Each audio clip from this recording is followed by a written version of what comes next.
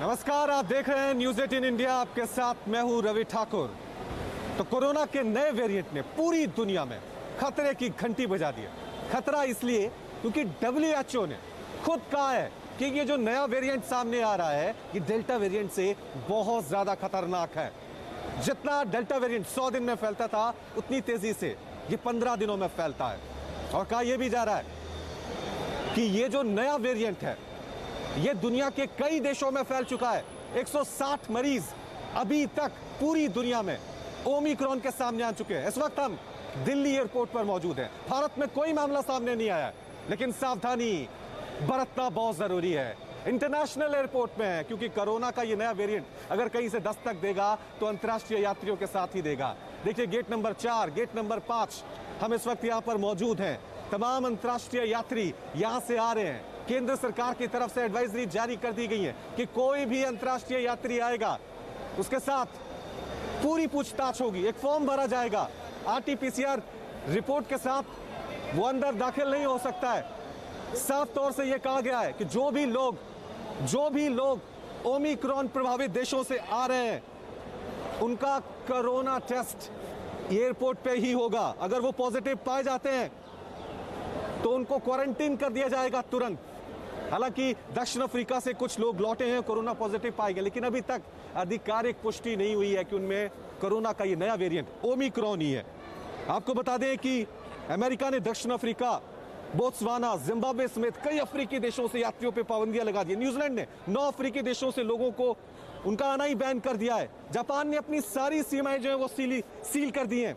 Omicron variant के अब तक 160 मरीज मिले हैं, सबसे ज्यादा दक्षिण अफ्रीका, 99 मरीज वहां पर मिले हैं। इस लिस्ट में दूसरा नंबर हांगकांग का है जहां इस वेरिएंट की चपेट में 25 लोग आ चुके हैं। यही नहीं, यूरोप के कई देश एक के बाद एक इसकी चपेट में आ रहे हैं क्योंकि कहा यह जा रहा है कि ये जो नया वेरिएंट है ये बहुत तेजी, बहुत रफ्तार से फैलता है। डेल्टा वेरिएंट से भी बहुत ज्यादा खतरनाक है। और यही वजह है कि हम कह रहे हैं कि सावधान, सतर्क, डरना नहीं है, खौफ में नहीं रहना है। बुद्धिमान लोग वही होते हैं जो मुश्किल से पहले परिस्थितियों से लड़ने की तैयारी करते हैं। और लड़ाई की तैयारी कहाँ करनी है? यहीं पे, इंटरनेशनल एयरपोर्ट से। यहीं से कोरोना का ये नया वेरिएंट अंदर आ सकता है। यहीं पे सावधानी बरतने की जरूरत है। वहीं आपको बता दें, दिल्ली के मुख्यमंत्री अरविंद केजरीवाल ने प्रधानमंत्री से अपील की है कि अंतर्राष्ट्रीय उड़ानों पर जल्द ही रोक लगा दी जाए। उन्होंने ट्वीट किया है, ट्वीट के जरिए अपील की है। क्या ट्वीट किया है वो भी आपको बता देते हैं। अरविंद केजरीवाल ने ट्वीट किया है कि कई देशों ने ओमिक्रॉन प्रभावित देशों से आने वाली उड़ानें बंद कर दी हैं। हम देरी क्यों कर रहे हैं? पहली वेव में भी हमने विदेशी उड़ानें रोकने में देरी की थी। अधिकतर विदेशी उड़ानें दिल्ली में आती हैं। दिल्ली सबसे ज्यादा प्रभावित होती है। प्रधानमंत्री जी कृपया उड़ानें तुरंत बंद कर दें। तो दिल्ली के मुख्यमंत्री अपील कर रहे हैं कि अंतर्राष्ट्रीय उड़ानों को बंद कर देना चाहिए। आपको बता दें कि 15 दिसंबर से भारत में अंतर्राष्ट्रीय फ्लाइट सेवा शुरू हो रही है। प्रधानमंत्री नरेंद्र मोदी ने कहा था कि इस फैसले की समीक्षा की जाए, दोबारा रिव्यू किया जाए, क्योंकि जिस तरह से नया वेरिएंट पूरी दुनिया में फैल रहा है उसको लेकर एक बार फिर इस फैसले पे दोबारा सोचने की जरूरत है। हम इंटरनेशनल एयरपोर्ट में हैं, तमाम यात्री यहां से आ रहे हैं, अंदर पूछताछ हो रही है। जो भी यात्री ओमिक्रॉन प्रभावित यानी जो नया वेरिएंट है उन देशों से आ रहे हैं उनका कोरोना टेस्ट वहां पर लगातार चल रहा है और ये पूछताछ होनी भी चाहिए, बहुत जरूरी है। दूसरी लहर हम सब ने देखी है, लापरवाही की वजह से न जाने कितने लोगों को हमने खोया था। वहीं आपको बता दें कि कोरोना के बदलते वेरिएंट की वजह से पूरी दुनिया खौफ में है। ये पहली बार नहीं है जब कोरोना ने अपना स्वरूप बदला है। ये नया वेरिएंट सामने आया। सबसे नया ओमिक्रॉन वेरिएंट इसी महीने दक्षिण अफ्रीका में मिला है। इसकी वजह से पूरी दुनिया में दहशत है, चिंता बढ़ गई है। तभी इसके पहले 2020 के आखिर में भारत में कोरोना का डेल्टा वेरिएंट मिला था और इस वेरिएंट ने क्या कहर बरपाया था वो यादें अब भी जहन में है। यही वजह है सावधानी बरतना बहुत जरूरी है। वक्त से पहले तैयारी करना बहुत जरूरी है। जबकि इससे पहले आपको बता दें कि 2020 के आखिर में ब्राजील में गामा वेरिएंट आया था, इसने भी बहुत तबाही मचाई थी। वहीं 2020 की शुरुआत में ही दक्षिण अफ्रीका में मिले कोरोना के बीटा वेरिएंट ने भी जबरदस्त दहशत मचाई थी। और दक्षिण अफ्रीका में ये जो नया वेरिएंट ओमिक्रॉन, 99 मरीज सामने आ चुके हैं। वहीं कोरोना का जो अल्फा वेरिएंट था वो 2020 के आखिर में ब्रिटेन में आया था। 2021 की शुरुआत में कोलंबिया में कोरोना का म्यू वेरिएंट मिला था, जबकि 2020 के आखिर में पेरू में कोरोना का लैम्डा वेरिएंट पाया गया था। तो कोरोना लगातार अपना स्वरूप जो है वो बदलता जा रहा है। कोरोना के खिलाफ ये लड़ाई अभी खत्म नहीं हुई है, इसको आगे जारी रखना है। इसको कौन आगे जारी रखेगा? सरकारें अपनी तरफ से कदम उठाती हैं, लेकिन एक देश के आम नागरिक के तौर पे हम बार बार कह रहे हैं कि हमें भी सावधानी बरतनी है। सोशल डिस्टेंसिंग, मास्क और सुरक्षा कवच यानी वैक्सीनेशन की दोनों डोज बहुत जरूरी है। तो कोरोना के नए वेरिएंट ने एक बार फिर दहशत बढ़ा दी है। भारत भी इससे निपटने के लिए लगातार तैयारियां कर रहा है। राज्यों ने अपने स्तर पर तैयारियां कर दी हैं। अलग अलग राज्यों की बात करें, पंजाब की बात करें, महाराष्ट्र की बात करें, दिल्ली की बात करें, उत्तर प्रदेश की बात करें, सभी ने अपनी तरफ से तैयारियां कर दी हैं। मुख्यमंत्री अरविंद केजरीवाल ने आज सुबह 11 बजे ओमिक्रॉन वेरिएंट और तीसरी लहर की तैयारियों की समीक्षा के लिए आला अधिकारियों के साथ बैठक बुलाई है। तो वहीं इससे पहले उत्तराखंड के मुख्यमंत्री पुष्कर सिंह धामी ने कल देहरादून में कोरोना वायरस के नए वेरिएंट ओमिक्रॉन को लेकर उच्च स्तरीय बैठक की। महाराष्ट्र में भी मुख्यमंत्री उद्धव ठाकरे लगातार बैठक कर रहे हैं अधिकारियों के साथ, क्योंकि जो दूसरी लहर थी, अगर कोई राज्य सबसे ज्यादा प्रभावित हुआ था तो वो महाराष्ट्र था। यही वजह है कि इस वक्त से पहले तैयारियां शुरू कर दी गई हैं।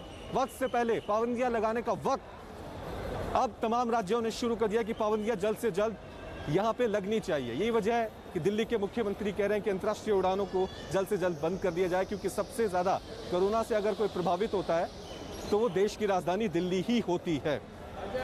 गोवा के मुख्यमंत्री प्रमोद सावंत ने कोरोना प्रोटोकॉल के पालन करवाने के लिए आदेश जारी कर दिए हैं। पंजाब सरकार ने विदेशों से आने वाले लोगों के लिए 7 दिन का क्वारंटीन जो है वो जरूरी कर दिया है, क्योंकि ये जो नया वेरिएंट है इसकी रफ्तार बहुत ज्यादा है। हम बार बार कह रहे हैं, हालांकि इसको लेकर अभी रिसर्च चल रही है, शोध चल रहे हैं, ज्यादा जानकारी नहीं मिल पाई है।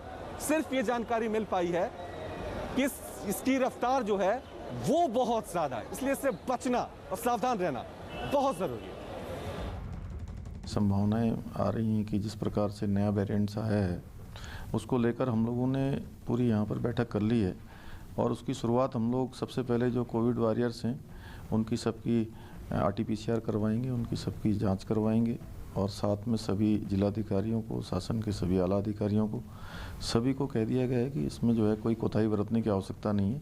हमने एयरपोर्ट, हमारे रेलवे स्टेशन, इन स्थानों पर भी हम रैंडम करवाएंगे और 1 हफ्ते के बाद हम फिर से समीक्षा करेंगे। कैबिनेट जो महाराष्ट्र की मंत्रिमंडल की बैठक हुई उसमें खास तौर पर ओमाइक्रॉन के बारे में कुछ महत्वपूर्ण चर्चा हुई। यही नहीं तो जो ओमाइक्रॉन का हमने प्रिवेंशन करना अगर है तो हमें जो फ्लाइट्स साउथ अफ्रीका से आ रही है उसको रोकना भी ज़रूरी है। और इतना ही नहीं तो जो भी सेंट्रल गवर्नमेंट को इसके बारे में पूरा इन्फॉर्मेशन देना ज़रूरी है। एअरपोर्ट, रेल्वे स्टेशन हाजेर सगळीकडे अलर्ट केल्ले आसा। निश्चितच आमकां जी सेंट्रल गायडलायन आसतली ती फॉलो करतली। वहीं आपको बता दें कि चंडीगढ़ से ये खबर सामने आ रही है कि दक्षिण अफ्रीका से लौटे 3 लोग कोरोना पॉजिटिव पाए गए हैं। हालांकि अभी तक आधिकारिक पुष्टि नहीं हुई है कि इनमें जो कोरोना का नया वेरिएंट आया है तो ओमिक्रॉन वो है। अभी जीनोम सीक्वेंसिंग की जाएगी, उसके बाद ही इसकी पुष्टि हो पाएगी। लेकिन इससे पहले मुंबई, बेंगलुरु, वहां पर भी संदिग्ध मरीज मिले हैं, कोरोना पॉजिटिव पाए गए। दक्षिण अफ्रीका, जहां अभी तक इस नए वेरिएंट के 99 मरीज सामने आ चुके हैं, सबसे ज्यादा मरीज दक्षिण अफ्रीका में ही आए हैं। और जो यात्री दक्षिण अफ्रीका से आ रहे हैं उन पर सख्त नजर रखने की जरूरत है। चंडीगढ़ में 3 आए हैं, मुंबई, बेंगलुरु, कानपुर, वहां से भी कई मामले सामने आए। लेकिन अभी तक राहत की बात यह है कि आधिकारिक पुष्टि नहीं हुई है कि ये लोग जो कोरोना पॉजिटिव पाए गए हैं इनमें कोरोना का नया वेरिएंट ओमिक्रॉन है। ये राहत की बात है, लेकिन सावधानी बरतना बहुत ज्यादा यहां पर जरूरी है। इस इसलिए हम बार बार कह रहे हैं कि सावधान रहिए, सतर्क रहिए, ना सिर्फ सरकारों के लेवल पे बल्कि देश के आम नागरिक के लेवल पे भी। वहीं आपको बता दें कि कोरोना के नए ओमिक्रॉन वेरिएंट से प्रभावित जो देश सबसे ज्यादा हुआ दक्षिण अफ्रीका, अब भारत ने अफ्रीकी देशों की मदद के लिए अपने हाथ आगे बढ़ाए हैं। भारत सरकार की तरफ से कहा गया है कि जो देश कोरोना से सबसे ज्यादा प्रभावित हैं उनको भारत में निर्मित वैक्सीन उपलब्ध कराएगा, कोवैक्सीन, कोविशील्ड। इसके अलावा वेंटिलेटर, पीपीई किट और जो दवाइयां हैं वो मुहैया कराई जाएंगी। भारत ने साफ तौर से कहा है कि अफ्रीका जहां पर कोरोना का ये नया वेरिएंट सबसे ज्यादा दिख रहा है, वहां पर भारत सरकार की तरफ से मदद की जाएगी, वैक्सीन वो उपलब्ध कराई जाएगी, जीवन रक्षक दवाएं जो है वो वहां पर पहुंचाई जाएंगी जरूरतमंदों को। और साथ में आपको बता दें कि भारत सरकार की इस पहल के बाद पूर्व क्रिकेटर केविन पीटरसन ने ट्वीट किया है। उन्होंने कहा है कि संकट की इस घड़ी में दक्षिण अफ्रीकी देशों की मदद जिस तरह से की जा रही है वो सराहनीय है। भारत ने एक बार फिर मदद करने वाला जज्बा दिखाया है और सौहार्दपूर्ण लोगों वाला सबसे शानदार देश, तो यहाँ पर भारत की तारीफ भी अब हो रही है। और ये हमेशा हुआ है, जब भी दुनिया के कई मुल्क जब उनको जरूरत हुई है तो भारत उनकी मदद के लिए सबसे आगे आया है।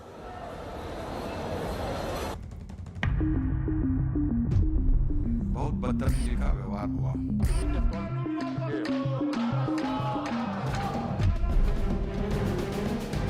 डराना प्लीज 1 मिनट और धमकाना ये उनकी आदत बन गई है। ये वो डरी हुई सरकार है जो जवाबदेही से भागती है। ऑनरेबल मिनिस्टर प्लीज माननीय पटेल साहब।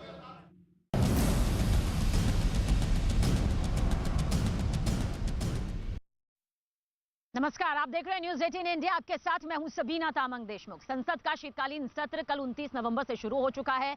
कल पहला दिन हंगामेदार रहा, जैसे कि आशंका भी यहां पर जताई जा रही थी। और हंगामेदार रहने के पीछे की जो सबसे बड़ी वजह रही वो रही राज्यसभा के 12 सांसदों को पूरे सत्र के लिए निलंबित कर देना, जिसके बाद सियासी बवाल जो है वो यहां पर मच गया। हालांकि इसके पीछे की जो सबसे बड़ी वजह थी वो इन सांसदों को निरस्त करने के पीछे थी, निलंबित करने के पीछे थी। मॉनसून सत्र में जिस तरह से इंश्योरेंस बिल के दौरान सांसदों का हंगामा सामने आया था और मार्शल तक को इनको काबू में करने के लिए आना पड़ा था, उसके बाद कार्रवाई शीतकालीन सत्र में यहां पर की गई है। यानी साफ है कि किस तरह से राज्यसभा के इन 12 सांसदों को निलंबित यहां पर कर दिया गया है। पर इस बीच उसी से जुड़ी बड़ी खबर आप तक पहुंचा दें। 12 सांसदों के निलंबन से जुड़ी हुई ये बड़ी खबर, सूत्रों के मुताबिक अगर अपने बर्ताव के लिए ये निलंबित सांसद माफी मांगते हैं तो इनका निलंबन वापस हो सकता है। वहीं सांसदों के निलंबन पर विपक्षी दलों की आज सुबह 10 बजे यानी कि बस अब से कुछ देर में ये बैठक होनी है, जिसमें आगे की रणनीति इनकी तरफ से तय की जाएगी, चर्चा होगी। और इस बीच खबर यह भी है कि निलंबित सांसद उपराष्ट्रपति वेंकैया नायडू से अगर मिलते हैं और उनसे निलंबन वापसी की मांग करते हैं तो फिर उनका निलंबन जो है वो वापस लिया जा सकता है। दरअसल कल विपक्ष के 12 राज्यसभा सांसदों को निलंबित कर दिया गया था। दरअसल इन सांसदों पर यह कार्रवाई इसलिए की गई थी क्योंकि मॉनसून सत्र के दौरान इन्होंने इंश्योरेंस बिल के दौरान जो चर्चा चल रही थी, पूरा सियासी बवाल इनके जरिए यहां पर सामने आया था। संसद के मॉनसून सत्र में सांसदों के चेयरमैन की तरफ रूल बुक उछालने का वीडियो सामने आया था। संसद में सीटियां बजाने, हंगामे का वीडियो यूट्यूब पर पहुंचने की घटना में पहली बार यहां पर सामने आई थी। यहां तक कि राज्यसभा के स्टाफ की मेज पर खड़े होकर सांसदों के हंगामा करने का वीडियो भी पहली बार सामने आया था। और इन्हीं तस्वीरों के बाद वेंकैया नायडू संसद में बोलते बोलते भावुक भी हो गए थे। उन्होंने ये भी कहा था कि लोकतंत्र का जो मंदिर है वो सदन में किस तरह से हंगामे के चलते अपवित्र यहां पर हुआ है।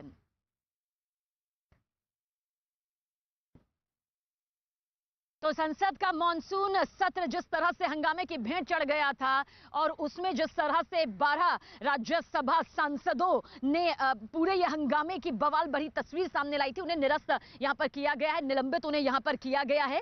जानकारी यहां पर आप तक पहुंचा दें कि मॉनसून सत्र के दौरान 11 अगस्त को राज्यसभा में इंश्योरेंस बिल पर यह चर्चा हुई थी और इस चर्चा के दौरान जमकर सियासी बवाल मचा था। तब सांसदों को संभालने के लिए मार्शल्स बुलाने पड़े थे, लेकिन मार्शल के साथ भी सांसदों की धक्का मुक्की हुई थी। खींचतान हमने देखी थी कि किस तरह से की गई थी, जिसमें सरकार ने दोषी सांसदों के खिलाफ कार्रवाई की मांग पर उपराष्ट्रपति से यहां पर की थी, जिसकी जांच कराने के बाद उन्होंने 12 सांसदों को दोषी पाया और सजा के तहत पूरे शीतकालीन सत्र के लिए उन्हें सस्पेंड कर दिया गया है। लेकिन इसके बाद तमाम तरह के रिएक्शंस यहां पर विपक्षी दलों के जरिए सामने आ रहे हैं। जानकारी आप तक पहुंचा दें, इन 12 सांसदों में 6 कांग्रेस के हैं, 2 शिवसेना से जुड़े हुए हैं, 2 टीएमसी से जुड़े हुए हैं, एक सीपीएम से जुड़े हुए सांसद है और एक सीपीआई से जुड़े हुए सांसद है। यानी कि ये कुल 12 सांसद हैं जिन्हें पूरे शीतकालीन सत्र के लिए निलंबित कर दिया गया है, सस्पेंड कर दिया गया है। ये हिस्सा नहीं ले सकते हैं, चर्चा के दौरान शामिल नहीं हो सकते हैं, क्योंकि मॉनसून सत्र जब चल रहा था, जो कि पूरी तरह से हंगामे की भेंट चढ़ गया था, जिसमें महज करीब कुछ घंटे यहां पर काम हुआ था। अब कांग्रेस ने सरकार पर संसद को कमजोर करने का यहां पर जिस तरह से आरोप लगाया है वो जरूर बताएंगे, पर अनुशासन फैलाने के आरोप में इन सांसदों के खिलाफ जो कार्रवाई की गई है, बीजेपी ने इसका स्वागत किया है। चेयरमैन साहब जब ये सब इंसिडेंट देखने के बाद स्वयं रो पड़े। इसके बाद भी हमने सबसे बातचीत करके सुलझाने का कोशिश किया। 10 तारीख के इंसिडेंट के बारे में भी हमने उनसे बात किया। हमको ये आश्वस्त किया गया कि कल से ऐसे नहीं होगा, लेकिन 11 तारीख फिर से वही हो गया और 11 तारीख last day of the session था। इसीलिए उस दिन एक्शन हम न ले पाए। इन बीजेपी रेजिम तो हमने फांसी का फंदा चढ़ाई, हम खुद बनाए वो फांसी के फंदे और हम चढ़ाए। तो वो कोई सस्पेंशन का एजेंडा होगा तो वो कितना डर गए ये अब देखिए कि फांसी के फंदा को भी डर रहे हैं। एक वो पीपी देते हैं ना, वो कोविड के टाइम में एयरक्राफ्ट में वो पीपी को तोड़ के हमने वो बनाया खुद ही अपने हाथ से, तो उसको भी डर रहे हैं। लेकिन अगर आप देखेंगे पूरा माहौल, तब जो दोनों ने उसका ऊपर चढ़ गए टेबल के ऊपर, उसको कोई सस्पेंशन नहीं हुआ, क्योंकि पंजाब इलेक्शन है। उन दोनों पंजाब इलेक्शन में भाग ले रहे कैंपेन में एटसेट्रा, तो उनको कुछ तो ये है क्या बोले, मनमानी जो चल रहा है चलने दीजिए। लेकिन we feel proud to be suspended again and again and again by this autocratic, undemocratic, BJP-led, Modi-ji-led central government, on behalf of All India Trinamool Congress, being the disciple of our honorable, beloved mass leader Mamata Banerjee, while we know better that we have raised voice in favor of people, in favor of Kisan, in favor of workers, and against the anti-people, anti-worker, anti-farmer, जो वो ला रहा है उसके खिलाफ हम जब voice raise करेंगे, उसके लिए हमको तो प्राउड ही होना चाहिए, क्योंकि ऑपोजिशन का काम ही है पार्लियामेंट में या असेंबली में जाके पीपल्स वॉइस उठाने के लिए कोशिश करना। हमने वही किया और उसके लिए बार बार सस्पेंड होने में हमको बहुत गर्व महसूस होता है। दीदी आखिरी सवाल,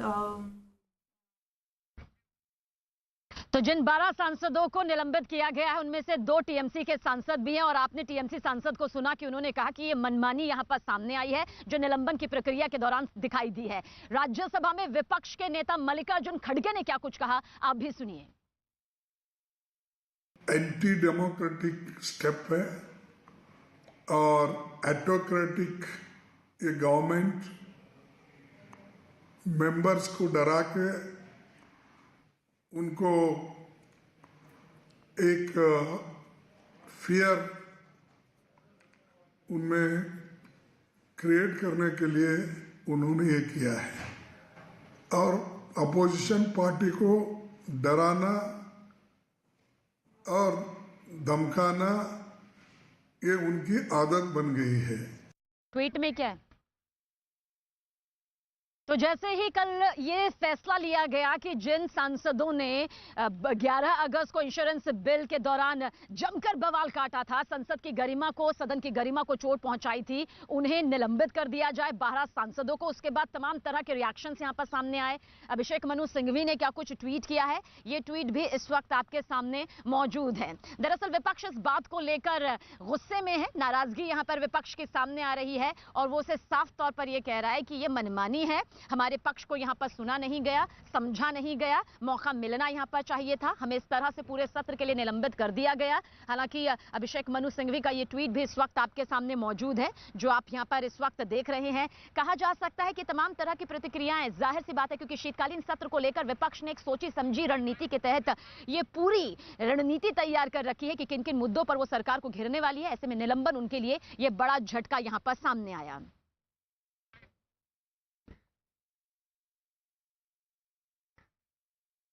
डिसीजन बड़ा है, सोच छोटी है, ये साबित हो गया है सरकार से, जहां पे प्रजातंत्र के उसूलों के खिलाफ, पार्लियामेंट्री डेमोक्रेसी के उसूलों के खिलाफ, parliamentary procedure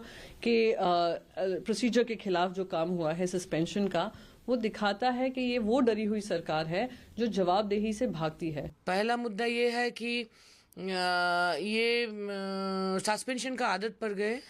we are being used to be suspended by the Treasury bench and the unruly, undemocratic, तानाशाही मोदी गवर्नमेंट। पिछले साल 7 सितंबर 2020 पे हम सस्पेंडेड हुए किसान बिल के खिलाफ बात उठाने पर। ये दुर्भाग्यपूर्ण है, डेमोक्रेसी का हत्या है और कतई न्यायोचित नहीं है। अगर ये लोग ठीक से इस पे रिपील नहीं करते हैं सस्पेंशन, तो शायद बैकआउट हो पूरा सेशन का। तो संसद का शीतकालीन सत्र कल से शुरू हो चुका है, जो कि 23 दिसंबर तक यहां पर चलेगा। विपक्ष के पास तमाम मुद्दे हैं जिन पर विपक्ष सरकार को घेरने की पूरी तैयारी कर चुका है। हालांकि कल जिस तरह से राज्यसभा के 12 सांसदों को निलंबित कर दिया गया, उसके बाद विपक्ष यहां पर नाराज नजर आया, गुस्से में नजर आया। उन्होंने इसे मनमानी यहां पर सरकार की करार दी है। हालांकि बीजेपी इस फैसले का स्वागत कर रही है। उन्होंने कहा है कि जिस तरह से मानसून सत्र की गरिमा को चोट पहुंचाई गई थी, उसके चलते यह फैसला यहां पर लिया गया है। इस बीच वो खबर भी हमने आप तक पहुंचाई जो कि अंदर खेमे से सामने आ रही है कि अगर जो सांसद निलंबित किए हैं वो अपनी गलती की माफी यहां पर मांगते हैं उपराष्ट्रपति से, तो फिर उनका निलंबन वापस लिया जा सकता है। और इसे लेकर विपक्षी दल जो हैं वो बैठक भी यहां पर करने जा रहे हैं, क्योंकि मॉनसून सत्र से राज्यसभा के 11-12 सांसदों का इस तरह से निरस्त होना विपक्षी एकता को बड़ी चोट यहां पर पहुंचा रहा है, इसमें कोई शक नहीं है। 12 सांसद हम आपको बता चुके हैं, कांग्रेस के 6 सांसद है, इसमें टीएमसी के 2 सांसद है, शिवसेना के 2 सांसद है, सीपीआई सीपीएम का जिक्र करें तो एक सांसद यहां पर है। और ऐसे में 12 सांसदों का पूरे सत्र के लिए, पूरे शीतकालीन सत्र के लिए निलंबित होना अपने आप में सियासी तौर पर विपक्ष की जो मजबूती है उसे बड़ा धक्का यहां पर देती है। और टीएमसी का यहां पर अब जिक्र करेंगे। यह जिक्र करना इसलिए हो जाता है क्योंकि विपक्षी पार्टियां अब एकजुट होकर जो बैठक यहां पर करने जा रही है, राज्यसभा में विपक्ष के नेता मल्लिकार्जुन खड़गे जो इस बैठक को यहां पर सामने लाते हुए नजर आ रहे हैं, उसमें से टीएमसी का किनारा करती हुई नजर आ रही है। यानी कि ये जो एकता यहां पर दिखाई देने की उम्मीद की जा रही थी कि हो सकता है कि राज्यसभा में 12 जो सांसद निलंबित किए गए हैं उसमें विपक्षी एकता दिखाई दे सकती है, लेकिन टीएमसी इस बैठक से किनारा करती हुई नजर आ रही है। हालांकि हमने आपको टीएमसी सांसद की वो प्रतिक्रिया भी सुनाई जो निलंबन के बाद यहां पर सामने आई, जिसमें उन्होंने कहा कि ये मनमानी है, ये सही नहीं है, फिलहाल हमें बोलने का, हमें अपना पक्ष रखने का अधिकार नहीं दिया गया। लेकिन जिस बैठक का जिक्र यहां पर किया जा रहा है कि विपक्षी जो है वो एक साथ एकजुट होकर इस मुद्दे पर सरकार के खिलाफ बहिष्कार करेंगे और इसको लेकर अपनी एक बड़ी तगड़ी रणनीति यहां पर लाएंगे ताकि सरकार को घेरा जा सके इस पूरे मुद्दे को लेकर। फिलहाल टीएमसी उससे कहीं ना कहीं किनारा करती हुई नजर आ रही है। टीएमसी के सांसद बताया जा रहा है कि अलग से अपनी बैठक यहां पर करेंगे। हालांकि मुद्दे वही हैं जिन पर वो सरकार को घेरने की पूरी तैयारी कर रही है, लेकिन क्योंकि टीएमसी के 2 सांसदों का नाम भी इसमें है, ऐसे में कहा जा सकता है कि यहां भी विपक्षी एकता दिखाई नहीं दे रही। और इस वक्त एक बड़ी खबर आपको बता दें, टीएमसी के अंदर पार्टी के नाम को बदलने पर चर्चा जोरों पर है। खबर है कि टीएमसी के राष्ट्रीय स्तर पर विस्तार को लेकर अब चर्चा लगातार जारी है। टीएमसी पार्टी के नाम बदलने पर चर्चा कर रही है और पार्टी संविधान में बदलाव भी इसी उद्देश्य से किया गया है ताकि पार्टी वर्किंग कमेटी में दूसरे राज्यों से भी लोगों को शामिल किया जा सके। अभी टीएमसी वर्किंग कमेटी में बंगाल के नेता ही शामिल हैं। कोई भी पार्टी अपना नाम बदल सकती है और इसके लिए चुनाव आयोग की अनुमति लेनी है। पश्चिम बंगाल विधानसभा चुनाव के बाद टीएमसी लगातार ये कोशिश कर रही है कि किसी भी तरीके से राष्ट्रीय स्तर पर पार्टी को मजबूती प्रदान की जाए और ऐसे में लगातार दौरे भी ममता बनर्जी करती हुई नजर आ रही है। नीरज इस वक्त हमारे साथ मौजूद है। नीरज, कोशिश यही है कि बीजेपी को टक्कर देने के लिए टीएमसी को मजबूत किया जाए और अब पार्टी के नाम बदलने को लेकर भी मंथन। देखिए, बिल्कुल टीएमसी के टॉप सोर्सेज ने जो हमें जानकारी दी है उसके मुताबिक पार्टी के अंदर कई नेताओं की राय है कि पार्टी का नाम भी बदला जाए अगर राष्ट्रीय विस्तार करना है। और पार्टी ने पहले ही ये तय कर लिया है कि संविधान में तो बदलाव होगा, क्योंकि वर्किंग कमेटी में एक सदस्य संख्या सीमित लोगों की है और बंगाल से ही सभी सदस्य अभी वर्किंग कमेटी में है, तो दूसरे राज्यों के लोगों को अकोमोडेट करने के लिए संविधान में बदलाव तो किया जाएगा। पार्टी के नाम को बदला जाएगा कि नहीं, इस पर अंतिम मोहर ममता बनर्जी की लगेगी और उसके बाद तय होगा कि क्या टीएमसी अपना नाम भी बदलेगी राष्ट्रीय विस्तार की जो ख्वाहिश है पार्टी की उसके लिए। दूसरी अहम बात है कि आज जो न्यूज 18 इंडिया के दर्शक है उनको बता दें कि आज की तारीख में टीएमसी एक राष्ट्रीय पार्टी जरूर है, लेकिन उसका कोई राष्ट्रीय विस्तार नहीं है। ऐसे में नाम बदल के पार्टी एक नयापन देने की कोशिश करेगी, नया पहचान देने की कोशिश करेगी और तृणमूल के साथ जो एक बंगाली अस्मिता का एक लगा हुआ है, जो अब तक वो बंगाल में अपने आप को प्रमुखता से रखती रही है, उससे निकलने की एक कोशिश होगी। इसी वजह से नाम बदलने पे चर्चा हो रही है, लेकिन देखना होगा कि क्या अंतिम तौर पे मुहर लगती है ममता बनर्जी की कि नहीं, कि क्या नाम बदलना है कि नहीं। कुछ मुहर लगती है, इस पर सभी की नजरें बनी हुई है। ठीक है नीरज कुमार, शुक्रिया इस तमाम जानकारी के लिए। लेकिन पार्टी संविधान को लेकर तो मंथन हो चुका है, जो कार्य समिति की बैठक कल हुई थी, लेकिन अब चर्चा जोरों पर है कि पार्टी का नाम बदला जा सकता है ताकि राष्ट्रीय स्तर पर किसी भी तरीके से टीएमसी को मजबूत किया जाए, क्योंकि अब टीएमसी ये मानकर चल रही है कि बीजेपी को अगर टक्कर कोई दे सकता है तो वो है केवल टीएमसी। पंजाब की मोहाली से एक हादसे की दिल दहला देने वाली तस्वीरें सामने आई है। वहां एक तेज रफ्तार कार ने सड़क पार कर रहे दो लोगों को सीधी टक्कर मार दी, जबकि इस कार की चपेट में दूसरी तरफ से आ रहे दो बाइक सवार भी आ गए। हादसा इतना भीषण था कि इन लोगों को संभलने का मौका तक नहीं मिला, जबकि सड़क पार कर रहे लोगों ने सामने से आ रही इस तेज रफ्तार कार से बचने की कोशिश भी की, लेकिन कार ने इन दोनों को सीधी टक्कर मार दी और कार डिवाइडर से जाकर टकरा गई, जबकि दूसरी तरफ से आ रहे दो बाइक सवार भी इस कार की चपेट में आ गए। बताया यह गया है कि इस हादसे में 4 लोगों की मौत हो गई है, जिनमें कार में सवार 2 लोग भी शामिल थे। यह भीषण सड़क हादसा हुआ पंजाब के मोहाली में रविवार देर रात यह हादसा हुआ, जिसमें कार सवार 4 लोगों की मौत हो चुकी है। ओवर स्पीड ये कार थी। चमन इस वक्त हमारे साथ मौजूद है। चमन, क्या कुछ अपडेट इस पूरे मामले को लेकर अभी? जी देखिए, जो ये खतरनाक जो एक वाकया मोहाली के खरड़ में देखने को मिला है, और तेज रफ्तार गाड़ी जो है वो पहले एक खंबे को टकराती है और उसके बाद जो 2 राहगीर जो रोड क्रॉस कर रहे होते हैं उनके ऊपर ये गाड़ी जो है उनको रोनती हुई जो है आगे निकल जाती है। और जो गाड़ी जिस तरह से गाड़ी की जो रफ्तार थी उसमें जो गाड़ी थी आगे नियंत्रण अपना खो बैठती है और उसके बाद जो है वो जो उसमें जो कार सवार और एक और लोग बैठे हुए थे, वो दोनों की जो है मौके पर मौत हो जाती है और जो रोड क्रॉस कर रहे थे उनकी भी वहीं पे मौके मौत हो जाती है। तो फिलहाल जो पुलिस जो है वो इस सारे घटनाक्रम की जो है वो जांच कर रही है।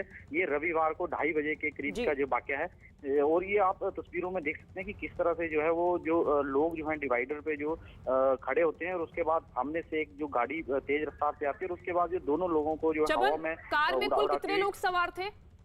जी देखिए, कार में 2 लोग सवार थे, एक कार को चलाने वाला और उसके साथ एक साथी उसके साथ बैठा हुआ था, और जो रोड पे जो राहगीर जो थे वो क्रॉस कर रहे थे। तो जो डिवाइडर रोड के बीच में होता है तो वहीं पर वो लोग खड़े हुए थे।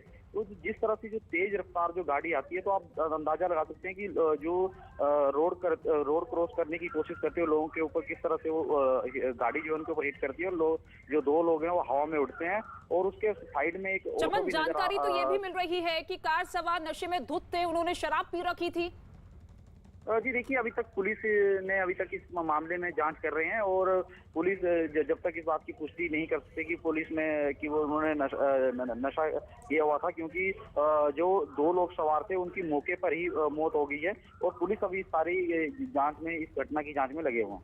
जी, और जो 2 बाइक सवार थे उनकी पहचान हो पाई है? कहाँ के वो रहने वाले थे, कहाँ जा रहे थे?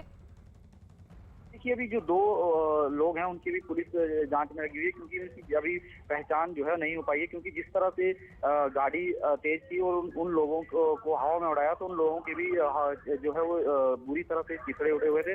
तो अभी तक गाड़ी की हालत भी जो थी वो उस गाड़ी के अंदर जो लोग बैठे हुए थे उनको भी पुलिस जो है वो जांच कर रही है वो कहाँ से थे, और जो 2 लोग जो मौके पर ही जो जिनकी मौत हुई थी जो रोड क्रॉस कर रहे थे उनको भी अभी पुलिस जो है उनकी सारी जांच पे जुटी हुई है। बिल्कुल ठीक है, शुक्रिया चमन पलानी इस तमाम जानकारी के लिए। तो ये देखिए कितना भयानक हादसा हुआ मोहाली में।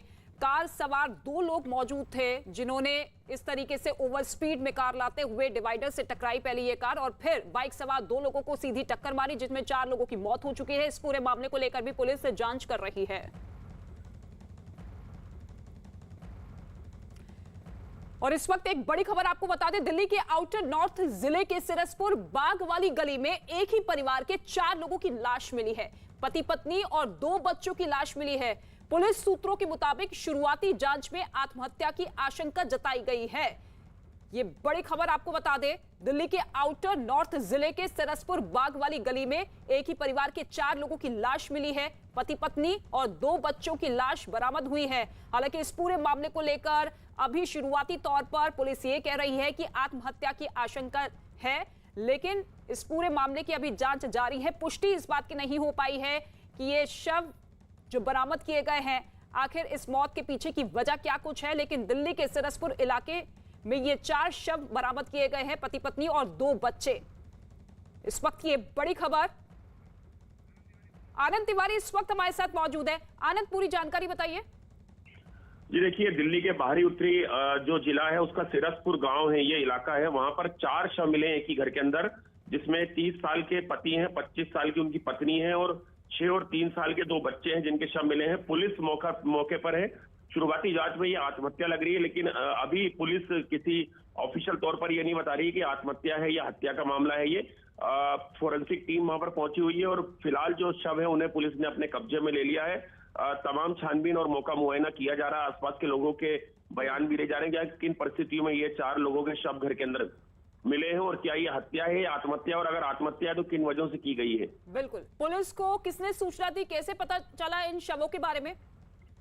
जी देखिए, घर में दरवाजा बंद था और दरवाजा कोई खोल नहीं रहा था। उसके बाद सुबह आस पड़ोस के लोगों ने पुलिस को जानकारी दी कि घर के अंदर कुछ अनहोनी की आशंका है। उसके बाद पुलिस वहां पर पहुंचती है और जब पुलिस अंदर का नजारा देखती है तो 4 शव जो है घर के अंदर अलग जगहों पर उन्हें मिलते हैं, जिसके बाद पुलिस फोरेंसिक टीम को वहां पर बुलवाती है। और अभी फिलहाल जो है पुलिस बल मौके पर है। ये लोग क्या काम करते थे, कहाँ के रहने वाले थे और कब से यहाँ पर रह रहे थे, क्या वजह थी, अगर ये आत्महत्या है तो इतनी 4 लोगों की आत्महत्या कैसे हुई है, किसने पहले बच्चों या पत्नी को मारा उसके बाद आत्महत्या की, ये तमाम चीजों पहलू पे जांच जो है पुलिस कर रही है फिलहाल। इस परिवार के बारे में अभी और जानकारी जुटाने की कोशिश आनंद आप करेंगे और पुलिस भी इस पूरे मामले को लेकर जांच कर रही है, लेकिन बड़ा सवाल यही है कि ये जो शव बरामद किए गए हैं इसके पीछे की वजह क्या कुछ होती है? किसी तरह की कोई जानकारी मिल पाई है कि आर्थिक तौर पर परेशान था या इन्हें कोई परेशान करता था? जी देखिए, अभी तक आधिकारिक तौर पर कोई भी जानकारी सामने नहीं आई है। तमाम पुलिस आला पुलिस अधिकारी जो है वो मौके पर पहुंचे हुए हैं, लेकिन अभी जिस पुलिस का कहना है, जो पुलिस सूत्र बता रहे हैं कि आत्महत्या का मामला लगा प्रथम दृष्टा देखने से, जो हालात हैं घर के उसको देखने से लग रहा है कि आत्महत्या की है परिवार के सभी सदस्यों ने। लेकिन उसमें अभी ये पुलिस पता लगाने की कोशिश करेगी कि आत्महत्या की वजह क्या थी, क्या कोई आर्थिक तंगी से परिवार गुजर रहा था या कोई आपसी विवाद का मामला था, परिवार में कोई कलह चल रही थी। ये तमाम पहलुओं पे पुलिस की जांच चल रही है और आस पड़ोस के लोगों के भी बयान लिए जा रहे हैं कि किस तरह का परिवार का व्यवहार था, परिवार के मुखिया जो है वो क्या करते थे, क्या घर में कोई अनहोनी हुई थी या कोई लड़ाई जैसी कोई बात सामने आई थी। तमाम पहलुओं पे जांच पुलिस की चल रही है। ठीक है, शुक्रिया आनंद तिवारी इस तमाम जानकारी के लिए।